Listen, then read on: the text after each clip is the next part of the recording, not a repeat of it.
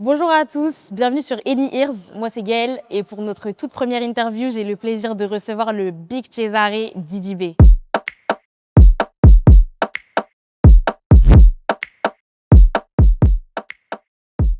Didi B, bonjour. On est là, c'est comment? Comment tu vas? Ça va, ça va. Ça se passe? La promo, elle se passe bien? Ouais, ça se passe bien. On est dans beaucoup de détails de médias, mais ça gère. Mais ça va, ça se passe. Bon, ça se passe. T'étais à Abidjan là avant de venir pour la promo ou? Ouais, j'étais à Abidjan, Ouais. juste après 2, 3 concerts. Tu repars à Abidjan là juste après? Non, pas à Abidjan, mais en Guinée. Ok, d'accord, pour continuer la Ouais, promo. non, j'ai un concert là-bas. T'as un concert? Ouais, j'ai un Ok, concert. ok, d'accord. Et toi, tu vis entre Abidjan et Paris?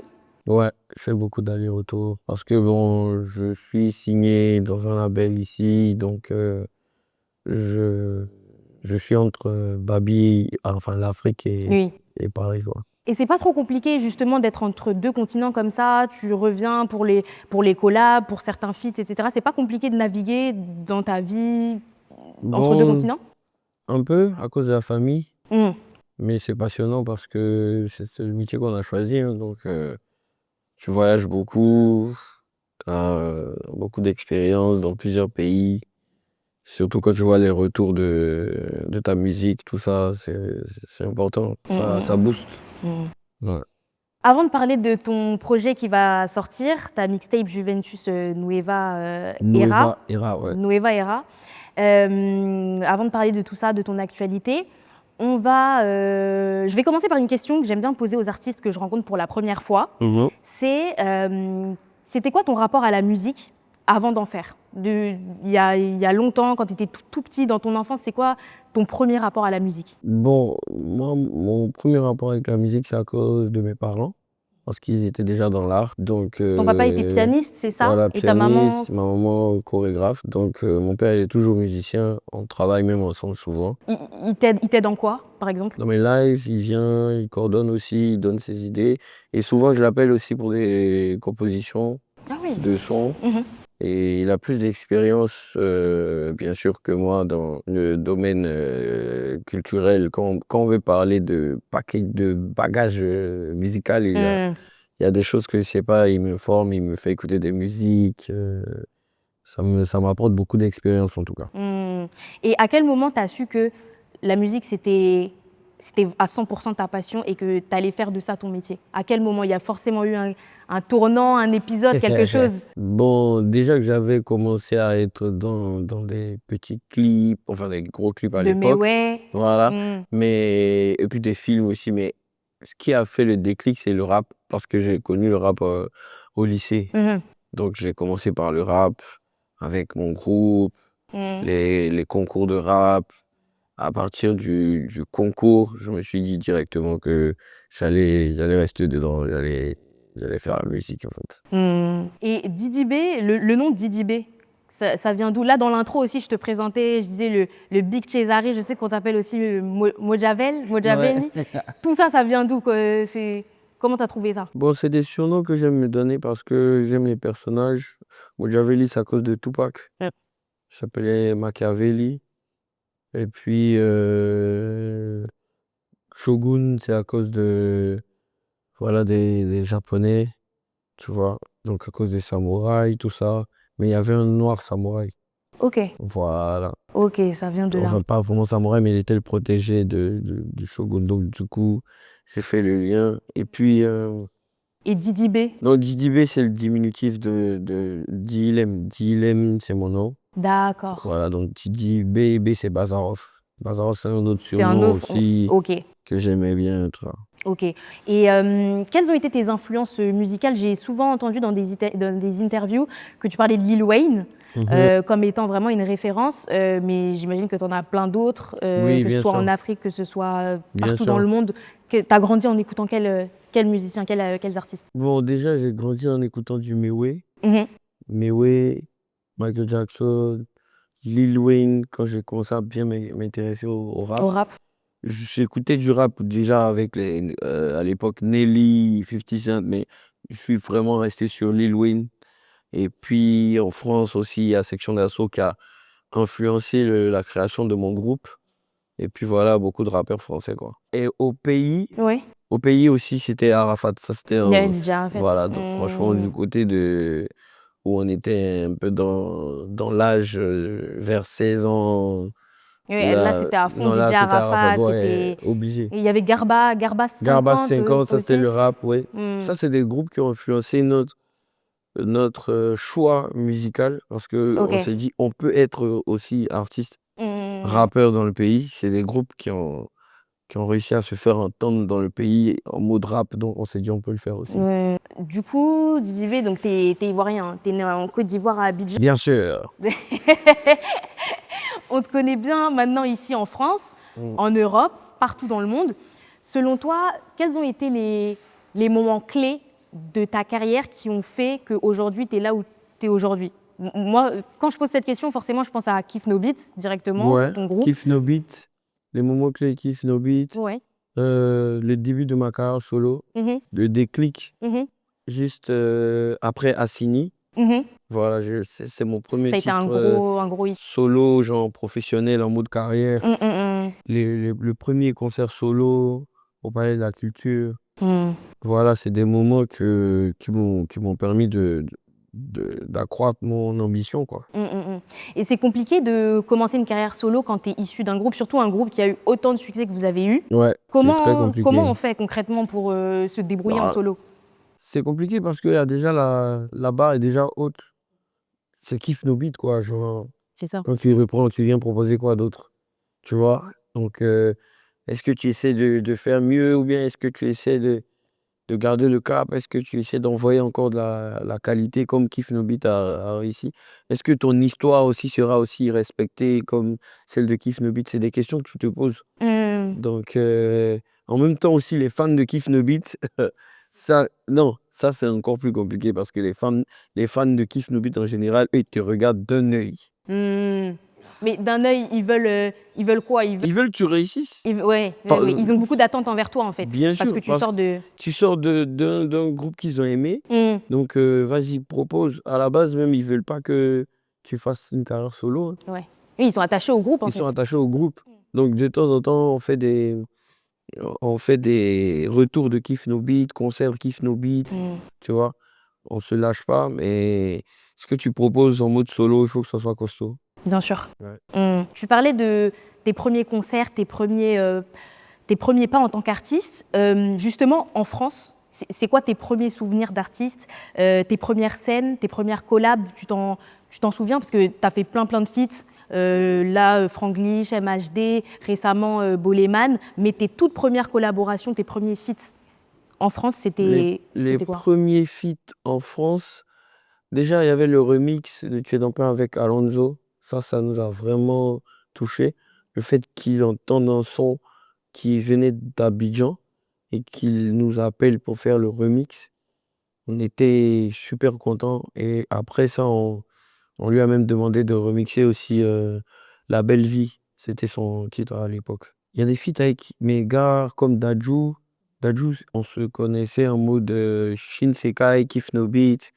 Tu vois, donc ça s'est fait facilement. Il y a des feats avec Dadju Aboutal. Et puis, il y a des feats avec Karis aussi, avec qui on a bossé avec Kif No Beat aussi. Maintenant, en solo, ouais, en solo, en tout cas, ça s'est fait, on va pas dire genre trop facilement, mais c'est comme si les gars, ils connaissaient aussi le groupe, donc on se C'était faisait plus confiance. simple pour C'était plus toi simple, d'avoir voilà, des connexions avec des avec artistes. des artistes qui aimaient bien le travail qu'on avait fait avec le groupe, quoi. Ok. Avant de parler de Juventus Nueva Era, qui sort là très prochainement, on est obligé de parler un peu de l'actualité. Ouais. Avec toutes ces diss tracks qui sont sortis ces derniers jours, tout ça, tu rigoles déjà. ça te fait rire. Ce mot-là. Ah, c'est pas le bon mot que j'emploie? Si, c'est le bon mot. C'est beaucoup utilisé ces temps-ci. C'est beaucoup, c'est beaucoup utilisé. C'est toi. C'est toi qui nous fais l'utiliser. Ouais. Ah oui. Franchement. Bon, pour en parler rapidement, on est obligé quand même de parler de ça. Toi, comment tu vois ces histoires de diss track, en fait? Comment tu le vis? Est-ce que pour toi, c'est facile? Est-ce que quand tu les écris, tout ça, c'est facile? Pour toi, c'est un sport? Comment tu... C'est quoi ton rapport à la diss track, en fait? Bon, déjà, moi, mon rapport avec cette distract-là, Mhm. c'est c'est que c'est un truc que j'évitais, quoi. C'est quelque chose que tu évitais déjà Ouais, depuis... ouais. Pourquoi? Parce que je voulais pas que l'histoire se répète forcément comme dans toutes les cultures hip-hop, Oui, c'est ça. Récemment, on a eu aussi Kendrick, Drake, tout Kendrick, ça. Drake, Hmm. même Tupac, Biggie, Ouais, Tupac Biggie. même en France ici aussi, il y a eu ça.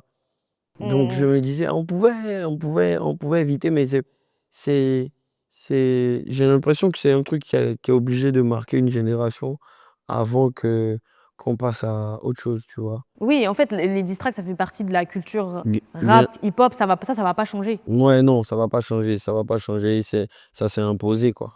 Ça s'est imposé, et puis bon, on est obligé de faire les tafs. T'étais obligé. Et t'es content de ce que t'as délivré? T'es content de ce que t'as sorti? Je suis pas satisfait des dommages collatéraux.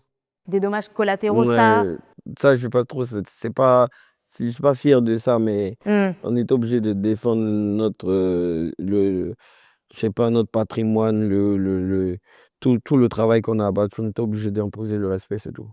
Et sur le plan musical de la diss track, où est-ce que tu as enregistré la diss track? En combien de temps tu l'as enregistrée? Est-ce que c'était facile? Non, j'ai enregistré chez moi, en une soirée. Chez toi à Abidjan? Ouais, chez moi, dans mon Ouais, chez salon, toi, dans ton salon. j'ai un petit bloc un mini studio home là. Hmm. Donc j'ai juste appelé Dafé pour qu'on bosse.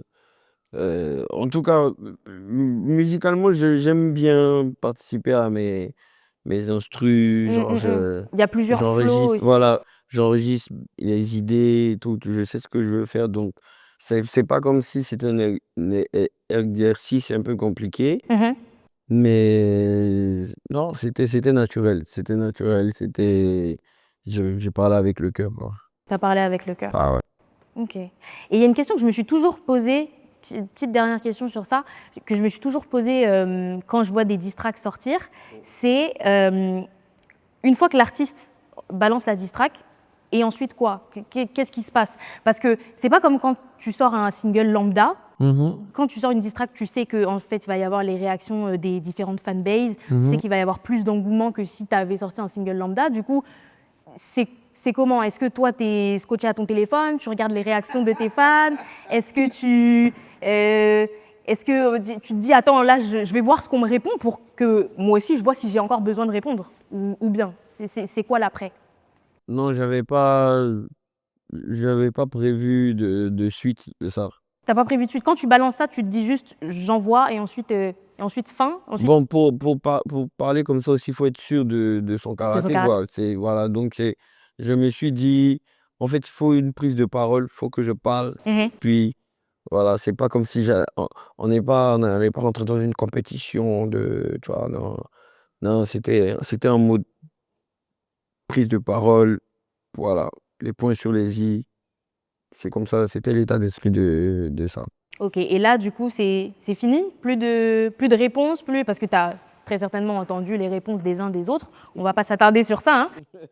Mais voilà, est-ce que c'est fini? Ou bien est-ce qu'on peut s'attendre à d'autres Ah, à tout de notre, moment? de notre côté, c'est fini, en De tout ton côté, cas. c'est fini? C'est sûr? Sûr, sûr, sûr? Non, Ok. tranquille. Ok. Nous, en tout cas, si tu veux savoir quand c'est sorti, Mhm. voilà, nous, on était chez nous, genre, à l'hôtel, en train de chiller. C'est vrai que je recevais plein, plein, plein d'appels, Ah, tout c'est ça. ça. Ah, c'est quoi ça, tu vois? Parce que j'ai pas prévenu, tu vois, donc, Ah, t'avais pas prévenu. non, même pas. Tu veux dire ton entourage ou tu veux dire. Non, bien sûr que mon équipe, ils Ok. savaient, mais j'avais pas dit, genre, à mes amis, ouais, je vais Oui, répondre. ok. Au contraire, eux, ils voulaient que je réponde, mais j'ai pas fait genre, je vais répondre, je n'ai pas fait ça. Hmm. Tout ça, ça fait partie de l'art de la guerre aussi. Hmm. Bon, en tout cas, au-delà des rivalités, des clashs, tout ça, on est quand même dans une nouvelle ère quand même du rap ivoire avec plein de Ouais, nouveaux artistes hyper ouais, talentueux. ouais. Donc on peut dire quand même que le rap ivoire, il a de beaux jours devant lui, là. Non, bien sûr, parce qu'il y a une nouvelle génération qui arrive. C'est magnifique. Nous, on a fait une mixtape avec une bonne partie de la nouvelle génération, que des gars talentueux, talentueux. T'as TRK, t'as Zray, t'as même des gars qui sont déjà connus, qui étaient dedans, la team PIA, genre Mm. Doupi, Thomas Lewe, euh, on a plein de jeunes qui arrivent, Zaï, euh, THB, j'ai dit TRK déjà, il y avait Polo, Chacal, et même des artistes confirmés aussi. J'ai rappelé mon gars Zino Mhm. du Nigeria. On a, on a fait un beau projet, quoi. Mm. Et il y a des festivals de rap maintenant. Bien sûr, bien Voilà, sûr, bien sûr. c'est magnifique ce qui est en train d'arriver en Côte d'Ivoire, en Mm. tout cas. Didi B, on va parler justement de ton projet, Juventus Nueva Era, qui sort vendredi 14 novembre. Mhm. Nueva Era, on comprend que tu rentres dans une nouvelle ère, du coup. Ouais. Donc, nouvelle ère, nouvelle DA, nouvelle coupe, je vois. Donc, Et Juventus, ça veut dire jeunesse aussi. c'est ce que j'allais dire. Ouais. Pourquoi ce titre? Pourquoi... C'est ça, c'est pour renouveler la rage de la jeunesse, genre en mode 17 ans. Ok. Genre, je commence à rapper là. C'est comme Ouais. ça que Ah, je me. tu commences là maintenant. Ouais. Ah, c'est comme maintenant que tu commences. Ah, ok. Ah oui, ok. Ok, ok, c'est fort. Pour ce projet, quel a été ton processus de création? Comment tu as construit le projet? Déjà en combien de temps, à peu près? Si je me rappelle, le titre le plus ancien de Juventus, je crois, c'est Plus jamais pareil. Et il y a peut-être 2 ou 3 mois. 2 ou 3 mois? Ouais. Et j'ai beaucoup enregistré, en fait. Genre, ce qui est bien avec la mixtape, c'est différent de l'album. L'album, tu te mets dans un processus où, genre, t'as déjà le thème, t'es, tu respectes, je sais pas, tu fais des titres super sérieux et tout. Il y a un fil conducteur souvent sur Voilà, donc, l'album ou voilà, c'est donc, plus... l'album, c'est un peu plus en mode solennel, tu vois. Mm, La mm. mixtape, je trouve ça plus kiffant, personnellement, la mixtape, parce que c'est route. D'accord. C'est Tu route, as c'est plus sans de calcul. liberté, tu as plus Voilà, c'est de... sans calcul. Tu peux bien t'exprimer. Voilà, c'est comme si tu l'as fait pour l'underground, en fait. Mm, Bien sûr, tu vas essayer de faire des hits dedans, mais bien sûr. c'est sans calcul, quoi. Et qu'est-ce qu'on va trouver alors dans cette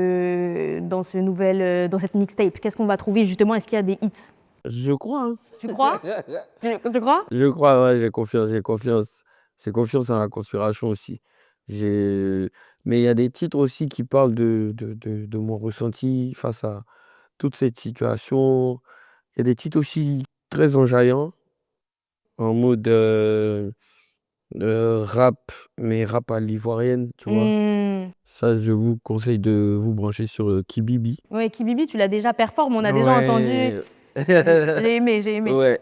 Il y a des titres un peu dansants. Il y a des collabs aussi. Donc, franchement. Et c'est ce que j'allais dire, il y a 4 featuring Mhm. sur Juventus Nueva Era, dont un avec Davido. Ouais.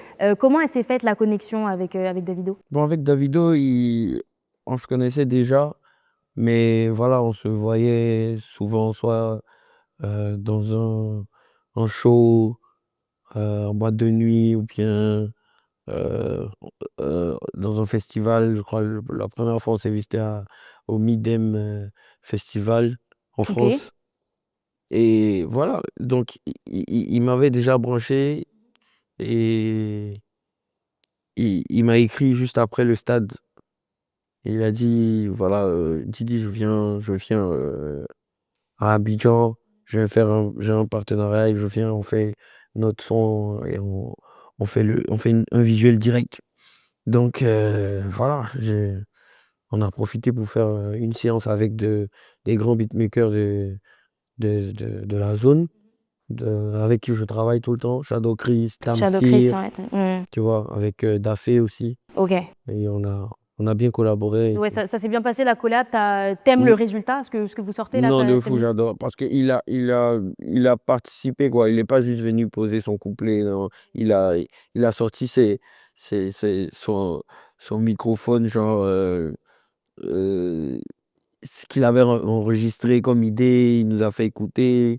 Nous, on a envoyé nos idées, on a trouvé un juste milieu, et puis on a géré. Est-ce que tu es branché avec d'autres artistes, par exemple des Camerounais, des Nigérians, des Sud-Africains? Oui, oui, sud-africain, oui. Je suis branché avec Focalistic. Ok. Voilà. Et d'autres rappeurs aussi sud-africains depuis, genre Casper Nyovest, tout ça. Et avec aussi des DJ. Ok, Ouais. Et puis, je suis branché avec des artistes aussi, Naija. ok. Plein, franchement plein. Franchement plein. Hmm. Il y a même des collabs.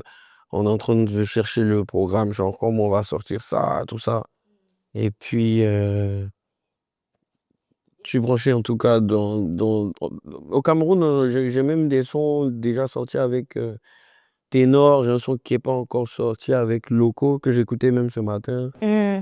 Donc voilà, on est là, on a tellement de sons qu'on cherche comment gérer les Oui, sorties. comment gérer, comment Ouais, les placer sur ouais, les c'est ça. projets, etc. C'est ça. Et en France, est-ce qu'il y a des artistes avec qui tu aimerais vraiment collaborer? Est-ce qu'il y a des artistes que tu vois de la nouvelle génération, etc., avec qui tu aimerais fitter? Non, j'aime bien ce qui se passe dans la nouvelle génération. Je vois, je vois que j'ai des préférences, mais en plus de ça, il y a des big up qu'on me fait dans des sons que j'ai entendus dans le son de R2, j'ai kiffé. Ouais. Bon, ça m'a rappelé aussi que il y a longtemps je rappe. Ouais. Mais j'ai kiffé, j'aime bien, franchement, l'une de mes meilleures collabs en tout cas, Mhm. française, c'était avec MHD et JRK. Ok. J'ai vraiment kiffé. Qu'est-ce que tu as aimé dans cette collab en particulier? J'ai aimé le naturel. On est resté en contact même après les feats, quoi. Hmm. Là, avec JRK, on s'écrit. Il est venu à mon stade, tu vois. Et c'est lourd, c'est mieux quand ça se passe comme ça. Pour ceux qui ne sont pas familiers avec ta musique, c'est quoi le morceau à écouter de toi, de Non, différents projets? C'est quoi le morceau à écouter pour te découvrir, pour découvrir ton univers en général? je te dirais soit Assini, Mhm. soit Trophy Room. Et pourquoi? Tu trouves que c'est des morceaux qui te représentent bien? Ouais, c'est des morceaux que j'ai fait le style 3 en 1. Donc, Trophy Room, tu commences avec de la trap, après à la Jersey, et puis on finit avec l'afro, Naija, Ça montre ta l'afrobeat. versatilité, ça montre... Voilà, tu vois, on fait différentes vibes dans le son, on fait des refrains qui accrochent, et j'arrive à jouer ça en concert, et genre tous les morceaux, donc c'est magnifique quand c'est comme ça. Si tu veux me présenter, tu dis, bon, Assini par exemple. Assini. Assini, ça commence avec de la trap, on finit avec de l'afrobeat. Ok. Ouais. Ok. Didi B, tu as eu un disque de diamant pour ton album Mojo Throne 2. Bon. Tu as eu des dizaines de singles de platine, des singles d'or tout au long de ta carrière. J'ai deux questions. Mhm. La première, c'est de quoi est-ce que tu es le plus fier? Du début de ta carrière jusqu'à aujourd'hui, de quoi est-ce que tu es le plus fier? Et ma deuxième question, c'est quoi tes objectifs à ce jour dans la musique? Est-ce qu'il y a des cases que tu veux absolument cocher, des certifs, des prix? Ici en France, il y a les Flammes, Mhm. il y a les Grammys, tu as été prénommé et Mhm. on sait à quel point c'est compliqué pour les artistes Ouais, africains et surtout francophones francophone, ouais. d'obtenir rien que des prénominations. Ouais. Donc voilà, les questions c'est ça. De quoi tu es le plus fier déjà jusqu'à présent et ensuite c'est quoi tes objectifs? Bon, je suis fier au niveau des certifs, je suis fier de la certification de Kif No Beat. Parce qu'à l'époque, les Kif No Beat, les certifications n'existaient pas, malheureusement. On a dû se battre pour que ça existe et que ça ait de la valeur. Donc, parmi toutes les certifs, quand Kif No Beat a été certifié, on s'est envoyé ça dans le groupe, on a commencé à rigoler. On a dit, ouais, enfin, enfin, les gars. Tu Ouais, vois? Et à part ça, moi, personnellement, c'est le stade Félix Houphouët-Boigny. ouais, Voilà. ouais. Maintenant, parlant d'objectifs, c'est de faire des grandes salles, des gros hits, faire un album qui va rester dans le temps, peut-être comme Racine Carrée de Stromae. Stromae, tu vois, ou Hmm. bien History, tu vois, c'est de ça tous les artistes rêvent, moi, je pense, parce que faire un album rempli de hits, genre 8 titres, 8 hits, c'est classique, tu vois, ça reste dans le temps. Et bien sûr, faire des hits à la Naija qui vont partout dans le monde, tu vois, c'est le plus important pour moi. Après, bien sûr, il y a, comme tu as dit, les Grammy, Oui. où t'es... Déjà, ça t'a fait plaisir la prénomination, Ouais, déjà, au ouais, Grammy? quand j'ai reçu ça, j'étais content. Mais bon, on devait rester professionnel, en mode et tout. Mm. Mais ça veut dire qu'ils ont un œil sur ce qu'on fait Mm, de mm, notre côté. mm, Et c'est bon signe. On va redoubler d'efforts. mm, mm.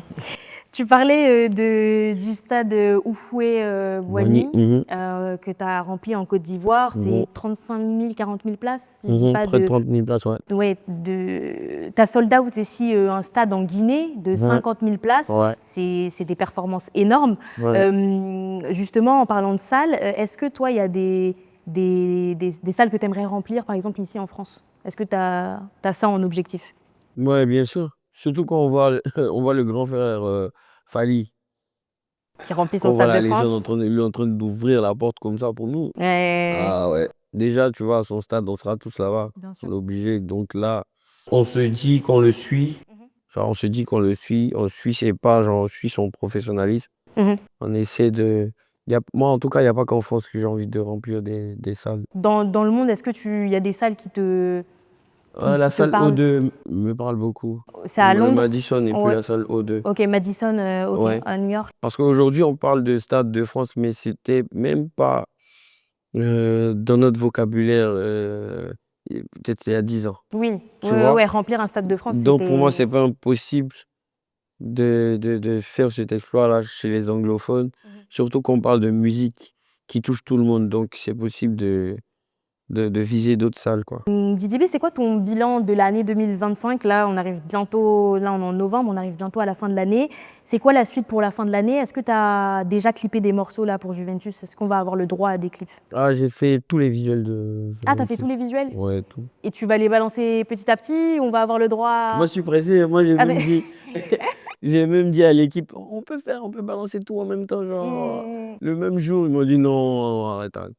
Donc, voilà, tu vois. Donc, on va faire peut-être chaque 3 jours, chaque semaine. hmm. Ça dépend. Mais à part ça, on a la suite de Juventus qui arrive. Ouais, Juventus Après partie ça, il y 2. a Mojo 3, mon C'est pourquoi album. Mojo Trône 3? Bon, ça, c'est avant le Zénith, en tout cas. Avant le Zénith, qui est en avril, tu Qui as est en annoncé avril ton... Ouais. 2026, ouais. Donc, c'est un run qui sera très, très mouvementé. Hmm, hmm.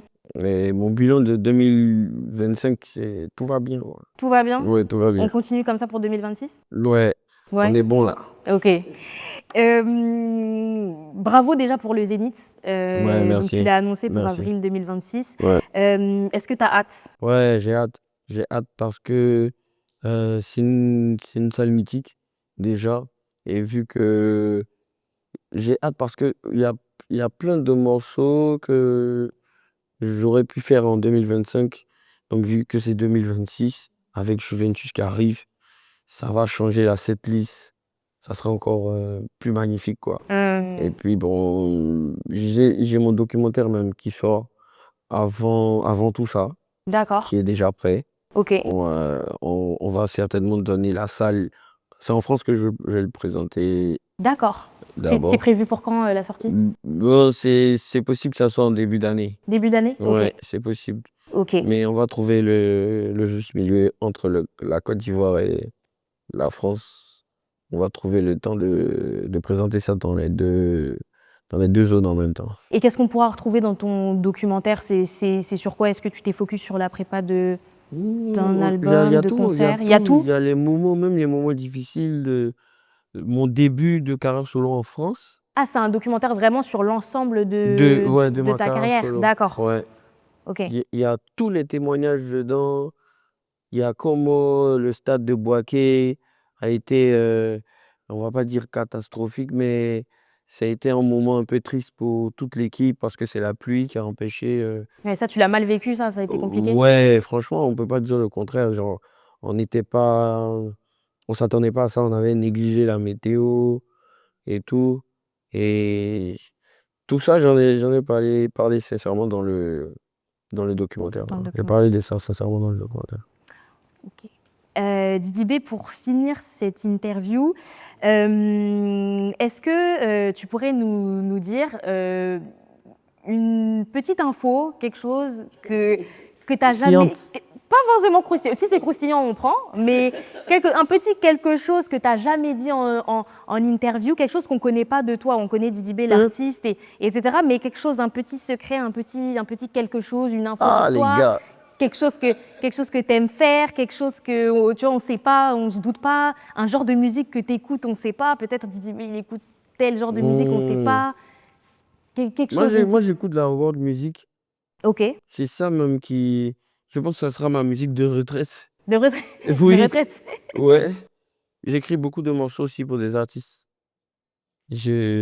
Ah, t'écris beaucoup pour. Ouais, je fais beaucoup de morceaux pour des artistes. Ok. T'aimes bien ça, écrire, Ouais, j'aime bien faire la DA aussi. Ok. J'aime bien. Et je joue aux jeux vidéo jusqu'à 6h. Jusqu'à 6h. Ouais. Ah ouais, ok. Ah ouais, Et ça- comment tu fais ensuite pour enchaîner la journée, c'est pas. Ah, mais souvent, il y a le retard. Ah.